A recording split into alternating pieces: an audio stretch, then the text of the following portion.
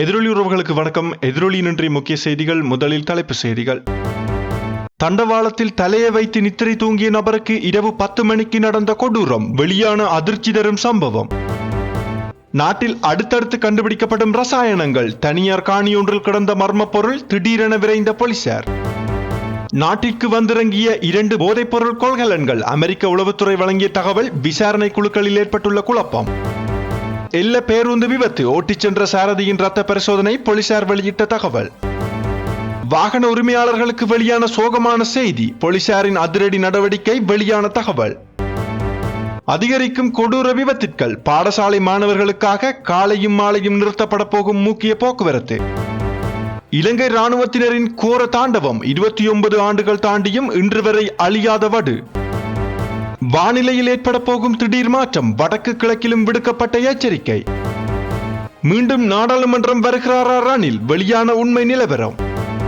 இதுபோன்ற செய்திகளை உடனுக்குடன் அறிந்து கொள்ள நமது எதிரொலி சேனலை சப்ஸ்கிரைப் செய்து இணைந்திருங்கள். தொடர்பட விரிவான செய்திகள். தங்காலை நெடல்பிட்டிய பகுதியில் உள்ள காணியில் ஐஸ் போதைப் பொருள் தயாரிப்புக்காக பயன்படுத்தப்பட்டிருக்கலாம் என சந்தேகிக்கப்படும் ரசாயன பொருட்கள் இன்று காலை கண்டுபிடிக்கப்பட்டுள்ளன. பொதுமக்கள் அளித்த தகவலின் அடிப்படையில் தங்காலை காவல்துறை அதிகாரிகள் நடத்திய சோதனையின் போது வெள்ளை நிற ரசாயனங்கள் அங்கு கண்டறியப்பட்டன. இந்த ரசாயனங்கள் நேற்றைய தினம் மித்தனியாவில் கண்டுபிடிக்கப்பட்ட போதைப் பொருள் உற்பத்தி ரசாயனங்களுடன் ஒத்துப்போவதாகவும் சுமார் 4 மாதங்களுக்கு முன்பு அந்த இடத்தில் கொட்டப்பட்டிருக்கலாம் எனவும் காவல்துறையினர் தெரிவித்துள்ளனர். மேலும் கண்டறியப்பட்ட ரசாயனங்கள் மேலதிக விசாரணைக்காக தங்காலை காவல் நிலையத்திற்கு கொண்டு செல்லப்பட்டுள்ளன. மட்டக்களப்பு சந்திவெளி காவல்துறையின் தகவலின்படி ஜீவபுரம் தொடருந்து தண்டவாளத்தில் நேற்று சனிக்கிழமை இரவு 10 மணிக்கு இடம்பெற்ற கொடுமையான விபத்தில் ஒருவர் உயிரிழந்துள்ளார். சந்திவெளி ஜீவநகரைச் சேர்ந்த 28 வயதுடைய 2 பிள்ளைகளின் தந்தையான வரதராஜா கிருஷ்ணகாந்தன் என்பவர் மது போதையில் தண்டவாளத்தில் தலையை வைத்து நித்திரையில் இருந்தபோது கொழும்பு நோக்கி சென்ற கடுகதி தொடருந்து மோதியதில் தலை துண்டிக்கப்பட்டு உயிரிழந்துள்ளதாக தெரிவிக்கப்பட்டுள்ளது. சடலத்தை மீட்டு பிரேத பரிசோதனைக்காக வாழைச்சேனை ஆதார வைத்தியசாலைக்கு அனுப்பியுள்ளதாகவும் சம்பவம் தொடர்பான மேலதிக விசாரணைகளை சந்திவெளி காவல்துறையினர் தொடர்ந்து வருவதாகவும் அதிகாரிகள் தெரிவித்துள்ளனர்.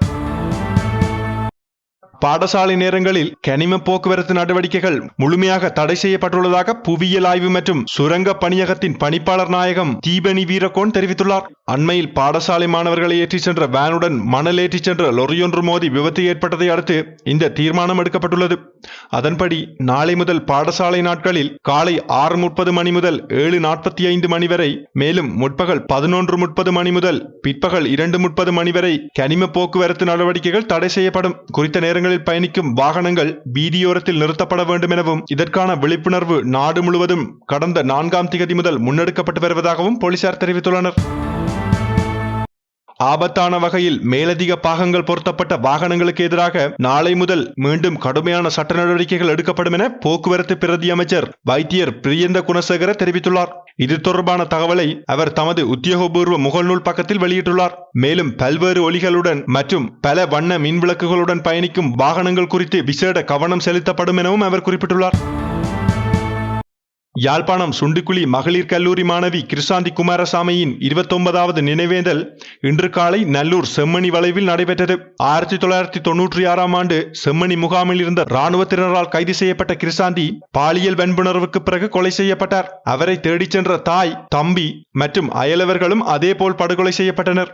இந்த சம்பவத்துடன் தொடர்புடைய வழக்கில் 6 இராணுவத்தினருக்கு மரண தண்டனை விதிக்கப்பட்டிருந்தாலும் பல உயர் அதிகாரிகள் தப்பித்து விட்டனர் என்ற குற்றச்சாட்டும் இன்றளவு நிலவுகிறது. மேலும் இன்றைய நினைவேந்த நிகழ்வில் உறவினர்கள், பொதுமக்கள், சமூக அமைப்புகள் மற்றும் அரசியல் பிரதிநிதிகள் கலந்து கொண்டு அஞ்சலி செலுத்தியுள்ளனர். மேலும் வாசலிலே கிருசாந்தி என்கின்ற கவிதை நூலும் வெளியிடப்பட்டது.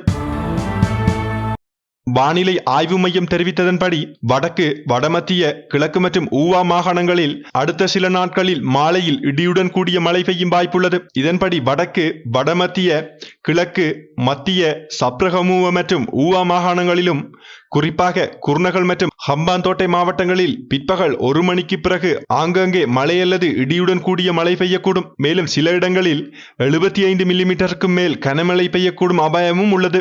மேலும் மேற்கு சப்ரகமுவ மாகாணங்களிலும் காலி மற்றும் மாத்தறை மாவட்டங்களில் காலையில் சிறிதளவு மழை பெய்யக்கூடும். அந்த நிலையில் மின்னல் மற்றும் மழையுடன் கூடிய தற்காலிக காற்று அபாயத்தை குறைக்க தேவையான முன்னெச்சரிக்கை நடவடிக்கை எடுக்குமாறும் பொதுமக்கள் கேட்டுக் கொள்ளப்படுகிறார்கள்.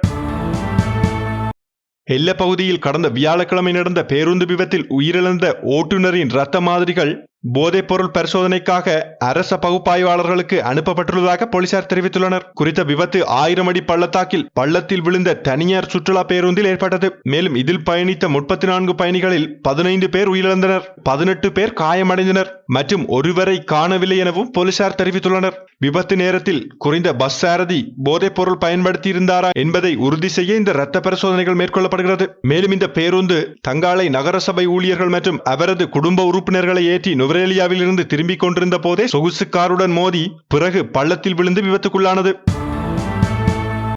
ஐக்கிய தேசிய கட்சியின் பிரதி தலைவர் ருவன் விஜயவர்தன தெரிவித்ததன்படி முன்னாள் ஜனாதிபதி ரணில் விக்ரமசிங்க நாடாளுமன்றத்திற்கு செல்வதற்கான எந்த ஆயத்தமும் இப்போது மேற்கொள்ளப்படவில்லை எனவும் தெரிவித்துள்ளார். புறக்கோட்டையில் உள்ள கட்சி தலைமையகத்தில் நடந்த நிகழ்வொன்றில் கலந்து கொண்ட போது அவர் இந்த விடயத்தை கூறியுள்ளார். மேலும் அவர் கூறியதாவது, ரணில் விக்ரமசிங்க நாடாளுமன்றத்தில் இருந்தால் அது நாட்டிற்கு நல்லது என நம்புவதாகவும் முன்னாள் ஜனாதிபதி நாடாளுமன்றத்திற்கு வருவது சரியான நேரத்தில் நடைபெறும் எனவும் தற்போது இது குறித்து எந்த திட்டமும் இல்லை எனவும் அத்தகைய கலந்துரையாடல்கள் இதுவரை நடக்கவில்லை எனவும் குறிப்பிட்டுள்ளார். கடந்த ஆண்டு அக்டோபரில் ஐஸ் போதைப்பொருள் உற்பத்திக்கு பயன்படுத்தப்படும் சுமார் 50,000 கிலோகிராம் ரசாயனங்களை கொண்ட 2 கொள்கலன்கள் இலங்கை துறைமுகத்திற்கு வந்துள்ளதாக அமெரிக்க உளவுத்துறை முன்கூட்டியே தகவல் வழங்கியதாக தெரிய வந்துள்ளது. காவல்துறை போதைப்பொருள் தடுப்பு பணியகம் இதனை பெற்றதாகவும் தெரிவிக்கப்பட்டது. மேலும் அந்த கொள்கலன்களில் ரசாயனங்களை பாதுகாக்க இன்சுலேடிங் என்ற பொருள் நிரப்பப்பட்டிருந்தது. அதற்கிடையில் இந்த கொள்கலன்கள் துறைமுகத்தில் இருந்து வெளியேறிய விதம் குறித்து விசாரணை குழுக்களில் குழப்பம் ஏற்பட்டுள்ளது. எதிர்க்கட்சியினர் கொள்கலன்களில் டன் கணக்கில் போதைப் பொருள் இருப்பதாக அரசாங்கத்தை குற்றம் சாட்டி வருகின்றனர். எவ்வாறாயினும் சுங்கத்தால் வெளியிடப்பட்ட 323 கொள்கலன்களில் இந்த 2 கொள்கலன்கள் உள்ளடங்கவில்லை என்றும் காவல்துறை தெரிவித்துள்ளது.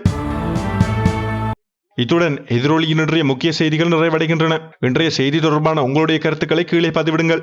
மேலும் இதுபோன்ற செய்திகளை உடனுக்குடன் அறிந்து கொள்ள நமது எதிரொலி சேனலை சப்ஸ்கிரைப் செய்து இணைந்திருங்கள்.